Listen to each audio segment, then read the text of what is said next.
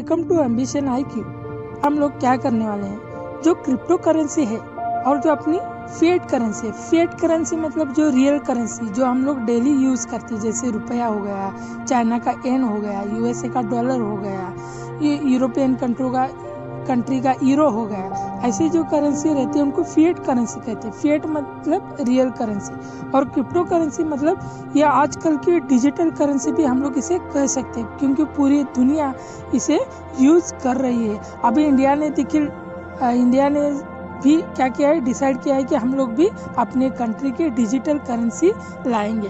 फिर यह जो डिजिटल करेंसी लाने के लिए जा रही है गवर्नमेंट, बट पहले हम लोगों को पता होना चाहिए कि what is cryptocurrency and what are the differences between cryptocurrency and fiat currency.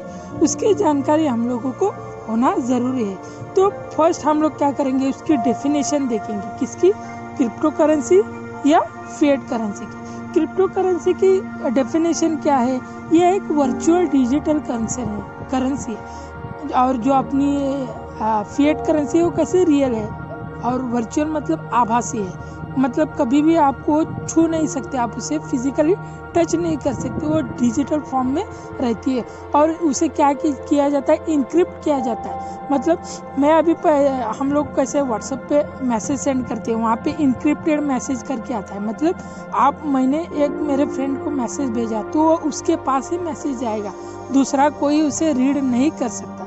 वैसे ही क्रिप्टो करेंसी है, यह इनक्रिप्टेड टाइप में रहती है और एक ब्लॉकचेन टेक्नोलॉजी के जरिए इसे कंट्रोल किया जाता है। अब ब्लॉकचेन टेक्नोलॉजी मतलब क्या, यहाँ पे बहुत सारे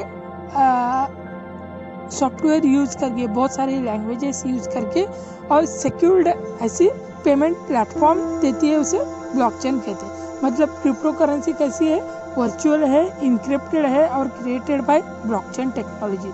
बट फिएट करेंसी कैसे, जैसे हम लोग कॉइन यूज करते हैं, बिल से देते वक्त यूज करते हैं, अपने रुपया हो गया, येन हो गया, ये कैसे है, रियल करेंसी है, वी कैन टच देम, और इस पे गवर्नमेंट का कंट्रोल होता है, हर तरीके के लॉज उस पे लगते हैं। सो ये है definition in between cryptocurrency and fiat currency. Next क्या है, क्रिप्टो करेंसी को इशू कौन करता है और फिएट करेंसी को इशू कौन करता है। क्रिप्टो करेंसी को इशू कौन करता है, ये क्या करते हैं, डिस्ट्रीब्यूशन स्टोरेज के थ्रू क्या होता है, पॉइंट टू पॉइंट मेथड से होता है। मतलब मुझे ज़रूरत होगी और आगे वाला कोई बेच रहा होगा, तो ये दोनों में ही उसका डिस्ट्रीब्यूशन होगा, मतलब देने वाला और खरीदने वाला, मतलब पॉइंट टू पॉइंट इसकी सर्विस होती है। परंतु जो फिएट करेंसी, जो रियल करेंसी, ये कैसे, वहाँ की देश की जो गवर्नमेंट है वह कंट्रोल करती है और वह खुद ही उसे इशू करती है, मतलब अपने देश को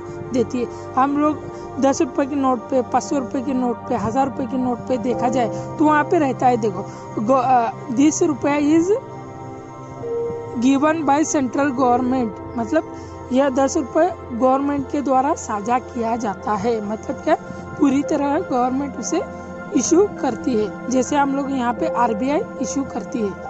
नेक्स्ट क्या है, इन्फ्लुएंस ऑफ गवर्नमेंट का इन्फ्लुएंस होता है क्या, क्रिप्टो करेंसी पे या फिएट करेंसी पे। तो क्रिप्टो करेंसी में तो नहीं होता, लेकिन फिएट करेंसी पे इसका कंट्रोल होता है। जैसे हम लोगों ने 2016 में देखा है कि गवर्नमेंट ने डिमोनेटाइजेशन किया, मतलब क्या, जो पुरानी करेंसी थी उसको बंद कर दिया और जो नई करेंसी है उसको मार्केट में ला दिया। तो पूरा कंट्रोल किसका है, गवर्नमेंट का है। लेकिन क्रिप्टो करेंसी में यह चीज़ नहीं होती। नेक्स्ट पॉइंट कौन सा है, टैक्स। क्या क्रिप्टो करेंसी पे टैक्स लगता है?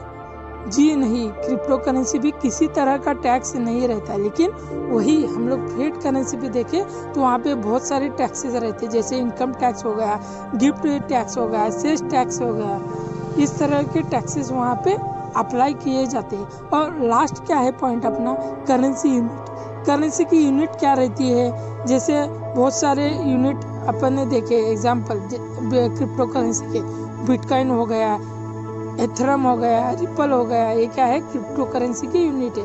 वैसे फिएट करेंसी के कौन से, डॉलर, वोन, येन, रुपीस, यूरो, ये क्या है, फिएट करेंसी के यूनिट है। होप आपको क्रिप्टो करेंसी और फिएट करेंसी में जो भी डिफरेंस है वो समझ में आया होगा। और जो भारत सरकार ने इनिशिएटिव लिया है कि डिजिटल करेंसी होगी अपनी देश की, उसका भी स्वागत करना चाहिए। होप आपको यहाँ अच्छा लगा होगा, तो लाइक कीजिए, शेयर कीजिए और सब्सक्राइब करना ना भूलिए। धन्यवाद।